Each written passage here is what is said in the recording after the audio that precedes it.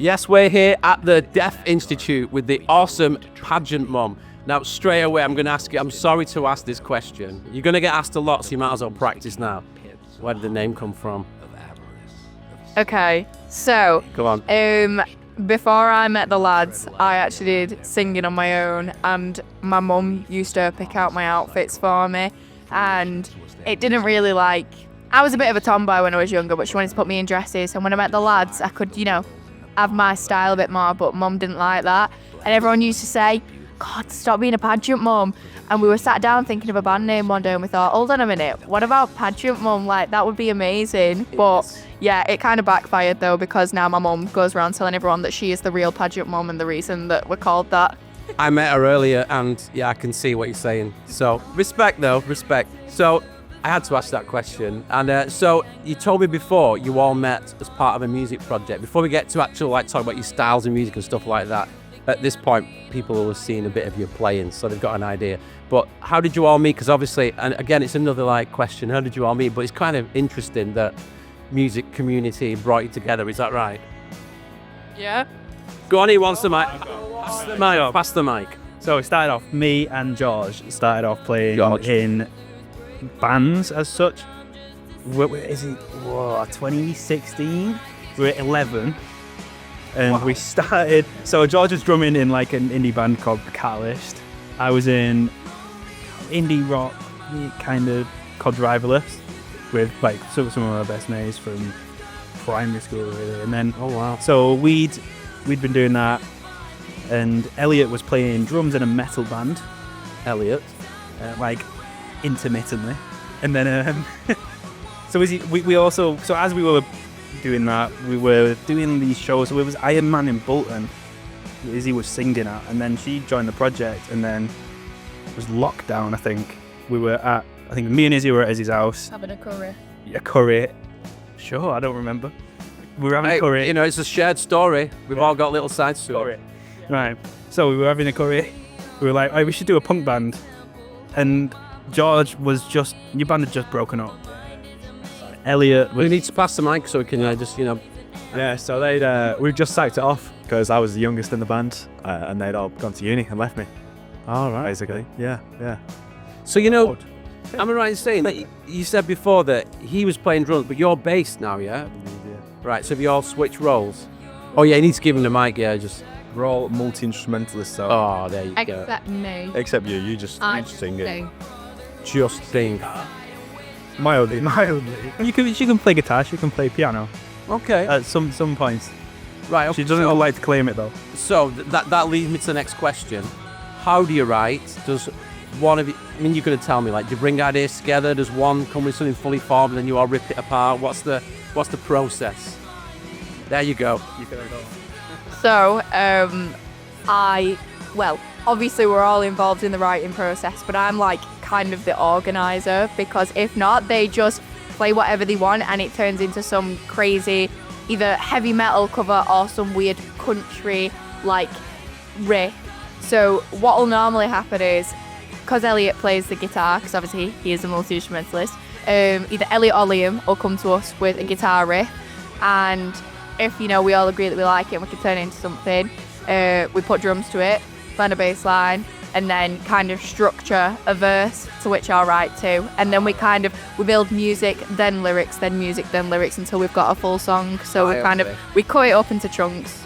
So do you record your rehearsals? How do you keep it? Do you use phones and stuff? Yeah, so we use just the voice notes app on our phone, and once we've completed something or at the end of a session, we'll just click record. Yeah. And we actually forgot to record last session, which one of the songs we're playing today, we forgot to record the bridge. So we had to do it this morning at 9 a.m. because these had all forgotten it.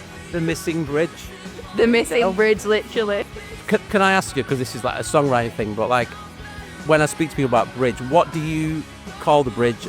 Pre-chorus or the middle section? What do you call the bridge? I'm just people call different things. So. If I'm being honest, we normally call bridge a breakdown. Or you're we call it breakdown, because a lot of the time some of the time I'll put lyrics over the bridge, but a lot of the time it's kind of where these guys get the creative freedom and there's no words, and they kind of get to, we'll have a bass solo or a drum fill or a guitar solo, and they kind of get to go a bit crazy. Then we'll come back in to end with the chorus. Okay, cool. I like it. This is good. It's a good process. And what about, like, how would you say your style when you started? Is it just constantly evolving? Because, like, what I've heard so far, and I've heard there's a remix as well that I like, by the way. And but what I've heard is kind of like, it doesn't just sound like retro or anything. There's all sorts of, influences is kind of what I'm steering it towards. Like, but just tell us a little bit about either individually what influences or what you're listening to at the moment, how it comes out that you're conscious of, or maybe they can tell each other what you're unconscious of. So where the influences, and do you wear them on your sleeve, or you like just dead protective about it? Influences are kind of, because as I'm listening to music, I'll listen to one thing and then I'll listen to another, but like you kind of all blend together, and then we'll all share music together. So we kind of all move at the same kind of pace. Well, like obviously all the differences we have in there, but like a lot of, at the minute, it's a lot of emo-y things, a bit of, like, look, I guess grunge. I guess that's kind of a bit of emo. A hell of a lot of did with emo, yeah. Okay. So like Title Fight, we got Cap and Jazz at the minute, a lot of American football I've been on, so a lot of the, like all that. Yeah, so I'm still trying to learn, but we're getting closer and closer to it. So. Good. Yeah, anyone? Go on, add some more to that. It's interesting, it's a band dynamic, so it's it's unusual these days. So for my vocals, my music taste changes all the time. And I think as a female singer in this genre, I can literally say the only female vocalist that like influences me is Hayley Williams from Paramore. That's a band that stayed consistent, and Liam loves Paramore too. But other than that, I listen to really male-fronted bands, not really our genre, Fontaines DC, Wonder Horse, things like that. Kind of indie, just the more popular stuff, but I also quite like their older stuff. Like the older Fontaines DC stuff is quite, not heavy, but quite shouty, and that's what I'm trying to get my voice to sound like when I'm shouty, because I don't want to be like really screamo metal, because although I like listening to that, I don't think I'll ever get that with my voice. So I kind of aim to meet in the middle, and I think, bands like that do that. So no, that's good. That's how your own sound will come out, won't it? It's because your compromise, your mix, your take. That's cool. And then for me, it's like a mixture of everything. So I think my main one would be like Justin Chancellor from Tool, isn't it? I've got that right. Justin Chancellor from Tool. Yes, with his like weird and wacky. From Tool, yeah. Tool with his like very weird cool. wah pedals and delay. Alice in Chains as well. I saw Alice in Chains as well. Eric Cantrell, man. I saw him like support Megadeth. Yeah, so at the moment I'm kind of leaning more towards like the heavier stuff, like metal, hardcore stuff. Anything with just like a lot of energy in it. Yeah. Just love that like intensity, you know what I mean? Yeah, absolutely. Yeah. George is great on the drums. Yeah, I recently bought myself a double kick pedal. Oh, yes. It's always fun. It's always fun. After a lot of, yeah. So what would you say like drummer influences? Because I'm not a drummer, but I know good drummers. Obviously got like Joey Jordison. All right, okay, yeah. He's just unreal. He's like a stick jazz drummer as well, isn't he? Like he's got the skills. Crazy, yeah. He's a big one. Mine's gone blank now. Oh, don't worry about it. It's just good. Dave Grohl, obviously. Yeah. What's that one? Dave Grohl. Okay, right, okay, yeah. Who doesn't like Dave Grohl as a drummer, you know what I mean? So I think we're all here, cameraman included, Mike on camera there. He's a drummer as well, great. But yeah, Dave Grohl. Yeah, he doesn't use double kick though, does he, Dave Grohl? I don't think so. He's a beast anyway, isn't he? So what's next for you all? Because I know you're playing here tonight. This is kind of like what would you call this gig for you guys? It's kind of like a warm-up thing because you've got some good things coming up, yeah? Well, we've released a single yesterday, so it's kind of a single release show. Good. So Crucify Me came out last night for Valentine's. Link in description. Yes. On all streaming platforms. There you go. Absolutely all of them. All of them. Probably, I don't know. Right, okay. So we'll put that link in the description. You've got to check that out. We're playing a new song tonight that we've written recently, and we're going down to the studio, so kind of a trial, see what that song goes like. Yeah. So down in Wales all of next week, and then we've got a couple shows. What's happening in Wales? May, recording. Oh, okay. Down in Borth, anyone knows where that is now. But It's near Aberystwyth. Aberystwyth, yeah. That's where they are. Okay. And then we've got a couple shows in May, I want to say. Yeah, May we're going down to London to support Pet Needs. in the Fractured Party tour.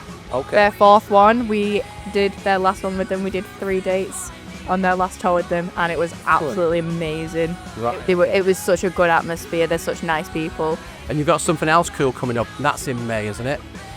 Yes. Brighton somewhere. Yes. We are playing The Great Escape, Awesome. which is really exciting, actually. And I'd actually never heard of the festival. I don't think any of us had.